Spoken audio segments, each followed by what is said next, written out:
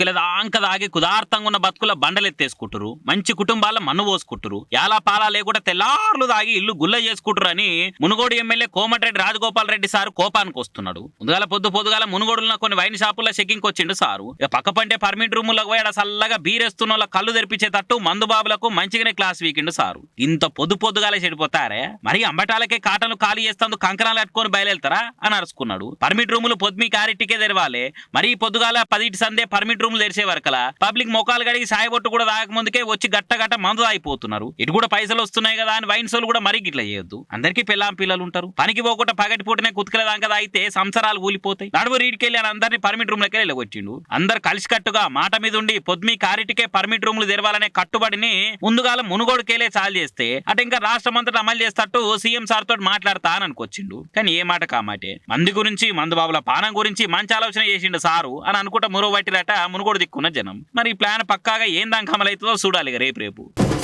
పులిహోర పుల్లగున్నంత కాలం మనుషుల మానవత్వం కూడా మంచినే ఉంటదని నిరూపించే ముచ్చటిది. నల్గొండ జిల్లా నార్కట్పల్లి మండలం ఎల్లారెడ్డిగూడెంలో దయ్యాలు తిరిగేయాల ఎవ్వరు ఉండరు కదా అని కాలుషే మంచినే ఉన్నా కాయ కష్టం శాతగాని జీడితు మొక్కపోడు చోరీకొచ్చి ఇండ్లకు దుంకుతుండే వరకలా ఆడకట్టలు అందరు కలిసి పట్టుకొని తమ్మానికి గట్టేసి పొట్టు కొట్టి గట్టిగానే అరుచుకున్నారట. ఇక జరిసేపోయినాక దొంగగాడు ఉండి, బ్రో కొడితే కొట్టిరిట్స్ ఓకే గానీ ఆకలి అవుతుంది బ్రో, ఏమన్నా ఉంటే పెట్టి అటెంక కొట్టుకోరు కావాలంటే అన్నాడట. దాంతో కాళ్ళ నుండి కడుపు నిండా వానికి పులిహోర తినిపించిరు. ఇట్లా ఆహా, ఏదో ఏడాది కొనాడు సొంతూరికి పోతే ఇంటోళ్ళు ప్రేమతో పెడితే ఎట్లా తింటారో అంత ముద్దుగా నిదానంగా బుక్క పెట్టుకుంటా ప్లేట్ అంతా ఖాళీ చేసిండట వీడు. వీని కథ చూస్తుంటే ఆయనతో అడిగేతందుకు సోడా కూడా అడిగేటట్టున్నాడు పోరి. మరి ఆయనతో నిమజ్జనాల సీజన్ కాబట్టి ఏదైనా గణేశుని కాడ మిగిలితే పట్టుకొచ్చి పెట్టిరో ఏమో తెలియదు గానీ అడగంగానే వాళ్ళైతే బాగానే కడుపు నిండా పులిహోర పెట్టి అటెంక మళ్ళీ 2 రౌండ్లు పొట్టు చంపిరట. ఇక కొట్టి వీళ్ళకి కూడా ఓపిక చచ్చిపోయి ఆకలి వరకల అప్పుడు పోలీసు వాళ్ళకి అప్ప చెప్పిరట, మీరు కూడా తలుక్కోరింగా అని. మా సొమ్ము ఎత్తుకుపోతానికి వచ్చి మమ్మల్ని ఇంకా తిండి పెట్టమని అడుగుతావురా అనాలు పొల్లు అరుచుకోకుండా కమ్మగా కడుపు నిండా పులిహోర పెట్టిరంటే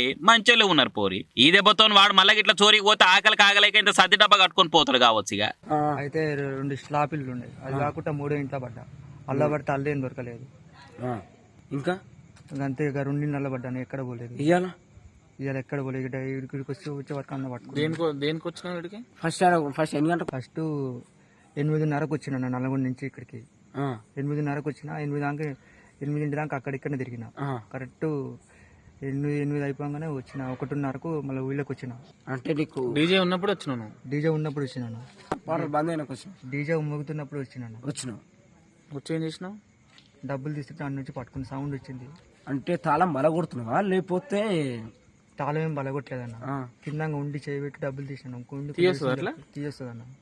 ఎట్లా ప్లానింగ్ ఏంది? అట్లా తీసుకున్నాను. అట్లా తీస్తావు?